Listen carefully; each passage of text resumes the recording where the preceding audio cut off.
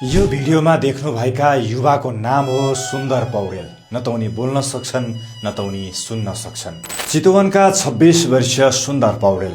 उनको स्कुटरको हेलमेटमा लेखिएको छ, म बोल्न र सुन्न सक्दिन। दिनभर राइडर र बेलुका सेफको काम गरेर परिवार पालिरहेका छन् उनी सुन्दरले। उनी श्रीमती, छोरी, भाइ अनि आमा बुबाको बलियो सहारा पनि बनेका छन्। 2055 साल 10 महिना 8 गते बुबा किशन पौडेल र आमा बेलीमाया पौडेलको कोखबाट जन्मिएका उनी जेठो सन्तान हुन्। अहिले बुढानीलकण्ठमा बसेर स्नातक तेस्रो वर्षमा अध्ययन पनि गरिरहेका छन्। पछिल्ला 2 वर्षदेखि काठमाडौँमा राइडरको रूपमा काम गर्दै आएका उनले 6000 भन्दा बढी राइड पूरा गरिसकेका छन्।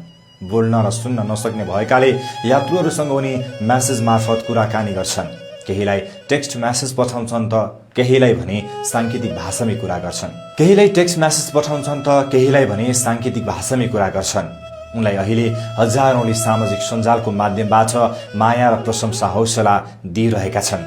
जन्मजात नै नसुन्ने र नबोल्ने जन्मिएका उनी अहिले धेरैको प्रेरणाको स्रोत बनेका छन्। उनी भन्छन्, म मेरो परिवारको लागि पैसा बचत गर्न चाहन्छु, मेरो आमा बुबालाई सहयोग गर्न चाहन्छु र मेरी छोरीलाई राम्रो स्कुलमा पढाएर ठूलो मान्छे बनाउन चाहन्छु। मेरो पनि सपना छ। सामान्य परिवारमा जन्मिएका सुन्दरको बाल्यकाल सुरुवाती दिन निकै कठिन थियो। उनले बोल्न र सुन्न सक्दैनन् भन्ने कुरा परिवारलाई पनि महसुस भएको थिएन। बिस्तारै ठूलो हुँदै जाँदा साथीभाइ र परिवारसँग संवाद गर्ने कठिन भयो अनि परिवारमा एक किसिमको पीडा छायो। उनी काठमाडौँको केन्द्रीय बहिरा माविमा भर्ना पनि भए। राइडिङका क्रममा उनी थरीथरीका मान्छे भेट्छन्, त्यसैमा उनको मन रमाइरहेको पनि छ। राइडिङकै क्रममा खिचेका भिडियो उनले टिकटक, फेसबुक र इन्स्टाग्राममा पोस्ट गर्ने गर्छन्, जुन भिडियो लाखौंको माया अहिले पाइरहेको छ।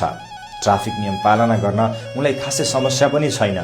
ट्राफिक प्रहरीसँग मलाई ठूलो समस्या आएको छैन। म हिँड्ने रुटमा प्राय धेरैलाई मैले कान सुन्दिनँ भनेर थाहा नै छ। चेकिङमा पनि ट्राफिक प्रहरीले राम्रै व्यवहार गर्नुभएको छ उनी भन्छन्। शब्दभन्दा धेरै कामले बोल्छ भन्ने कुरामा विश्वास राख्छन् सुन्दर।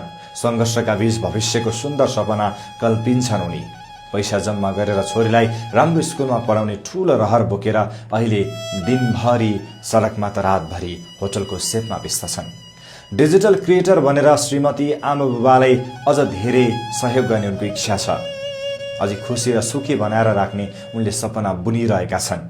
गरिब, असहाय र अपाङ्गता भएका व्यक्तिलाई समेत सहयोग गर्न उनी चाहन्छन्। कन्टेन्ट क्रिएसनमा सुन्दरलाई साथी समीरले सहयोग गर्ने गर्छन्। समीर पनि बोल्न र सुन्न सक्दैनन्। उनी समीरसँग सुन्दरले हरेक दिन संवाद गरिरहेका हुन्छन् र एकअर्काले आफ्ना कुराहरू महसुस गरिरहेका हुन्छन्। सुन्दर चेस पनि खेल्छन्। उनी डेफ वर्ल्ड च्याम्पियनसिपमा भाग लिन विभिन्न देशमा समेत पुगेका थिए। चेस खेल्नै थाइल्याण्ड र इटली जाने मौका पाएका थिए सुन्दरले। उनको उज्जवल भविष्यको हाम्रो तर्फबाट पनि शुभकामना।